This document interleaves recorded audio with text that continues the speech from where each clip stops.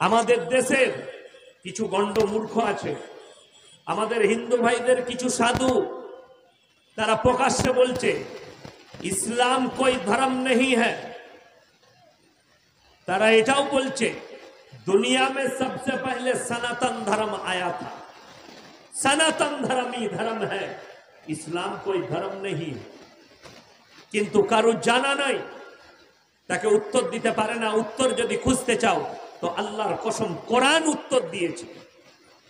মুসলমানের উৎপত্তি কবে থেকে? আল্লাহ পৃথিবী শুরু করেছে ওয়ালাকাদ কাররামনা বানি আদম।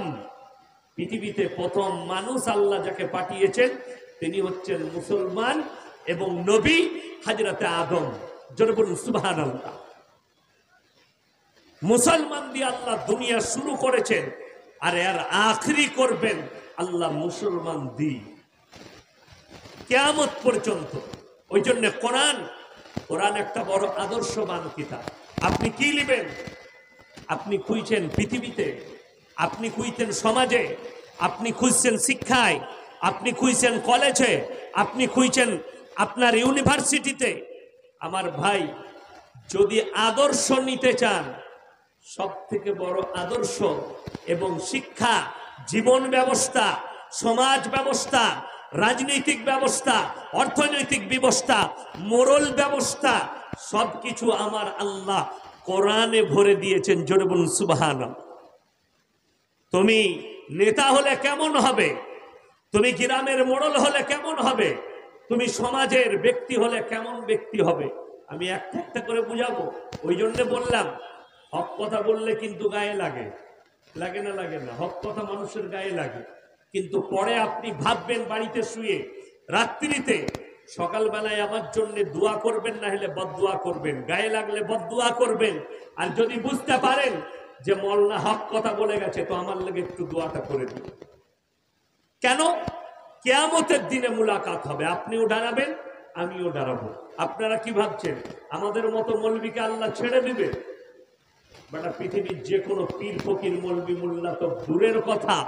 কোরআন সূরা আরাফ প্রথম পৃষ্ঠাতেই আল্লাহ কোরআনে বললেন ফালানাসালান্নাল্লাযীনা উরসিলা ইলাইহিম ওয়ালানাসালান্নাল মুরসালিন।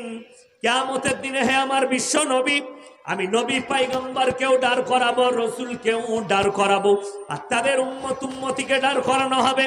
তোমরা কেমন দাওয়াত দিয়েছো আর তোমরা কেমন কবুল করেছো, উভয়কে আমি জিজ্ঞাসাবাদ করব। কেউ রেহাই পাবে না আমার কাছে, কেউকে আমি রেহাই দেবো না।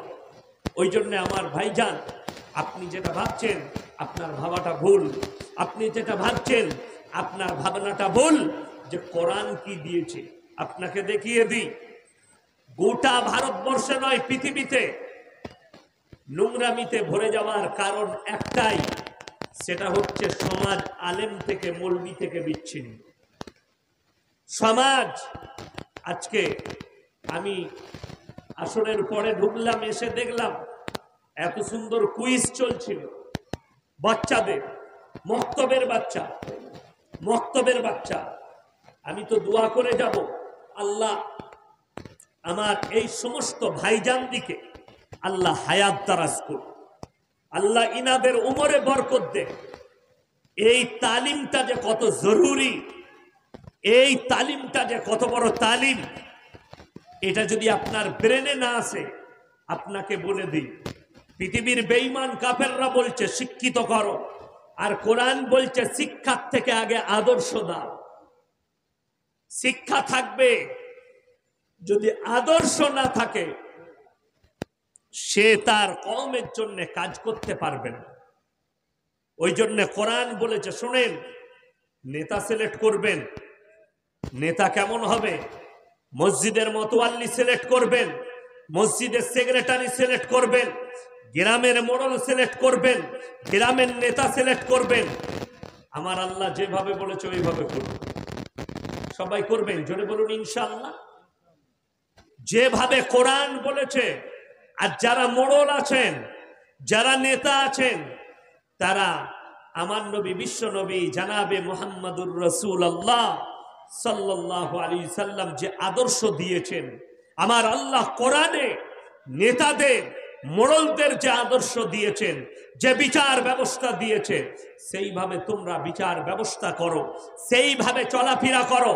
তা না হলে আমার আল্লাহর কাছে কিয়ামতের দিনে না নেতা থাকবে, না মন্ত্রী, না এমএলএ এমপি। আমার আল্লাহ কেউ কি তাকাবেন না, সবাইকে এক জায়গায় দাঁড় করিয়ে বিচার করবেন, আর আল্লাহর কাছে সকলে পাকড়াও হবে। আমার ভাই, ওই জন্যে একটা একটা করে বলবো। আবার আল্লাহ কোরআনে বললেন, আতিউল্লাহ ওয়া আতিউর রাসূল ওয়া উলিল আমরি মিনকুম ফাইন তানাযাতুম ফি শাইইন ফারুদ্দুহু ইলাল্লাহ। হে আমার বিশ্ব নবী, পৃথিবীর মানুষকে বলে দাও, আল্লাহ এবং রসুলের পরে তোমরা যাকে নেতা হিসাবে সিলেক্ট করবে, প্রথমে দেখবেন তার মধ্যে ইলম আছে কিনা, তার মধ্যে দিনদারি আছে কিনা, তার মধ্যে তাকুয়া পরেজগারি আছে কিনা, তার মধ্যে ঈমান আছে কিনা। তারপরে তোমরা তাকে সমাজের নেতা সিলেক্ট করবে। বড় কষ্ট লাগে। পয়সা আছে, সুদ খায়, বললে টাকাওয়ালা মসজিদে সেক্রেটারি করে দে। আমরা বললে বলবে মৌলবিটা খারাপ। টাকা আছে, বেঈমান, লোকের মাল মেরে খায়, সুদ খায়, লোকের সঙ্গে খারাপ ব্যবহার করে, বলে পয়সাওয়ালা, বলে গ্রামের মোড়ল করে দেওয়া। তার দ্বারা কখনো সমাজের উন্নতি হতে পারে না, ক্ষতি হবে। জানেন, হযরতে উমরে ফারুক রাদিয়াল্লাহু তাআলা আনহু গভর্নর, আরবে গভর্নর, বাইতুল মাল থেকে বেতন দেওয়া হতো। যেমন আমাদের নেতারা ভাতা পায়, পায় না পায় না, এমএলএ এমপিরা ভাতা পায়, পঞ্চায়েত প্রধান ভাতা পায়। হযরতে উমরকে বাইতুল মাল থেকে ভাতা দেওয়া হতো, বেতন দেওয়া হতো। হযরতে উমরে ফারুক রাদিয়াল্লাহু তাআলা আনহুর বাড়িতে এক মাস সংসার চলার পরে একটু মাল বেঁচে গেছে। হযরতে উমর এর স্ত্রী বললেন, হে উমর, কিছু মাল বেঁচে গেছে, আমাদের সামনে মাসে কাজে লাগবে। হযরতে উমর ধমক দিলেন, এটা কওমের মাল, আমার কাছে বেশি এসছে। মালটা তুলে নিয়ে বাইতুল মালে ফেরত দিয়েছে। এই মালটা আমার কাছে বাড়তি গিয়েছিল বেতনের বাইরে, তাই এটা কওমের মাল, ফেরত দিয়েছে। জোরে বলুন সুবহানাল্লাহ। আর বড় কষ্ট লাগে, হাওড়া থেকে ধুলিয়ান 50 বস্তা চিনি আসছে, 25 বস্তা নাই। বলছে কিসে কিসে খেলো? বলছে পিঁপড়েতে খেয়ে নিয়েছে। পিঁপড়েরা আল্লাহকে বলছে, আমরা কিছু খবর জানি না। তো আল্লাহ বলে, চুপ কর, আমি জানি কোন পিঁপড়েই খেয়েছে।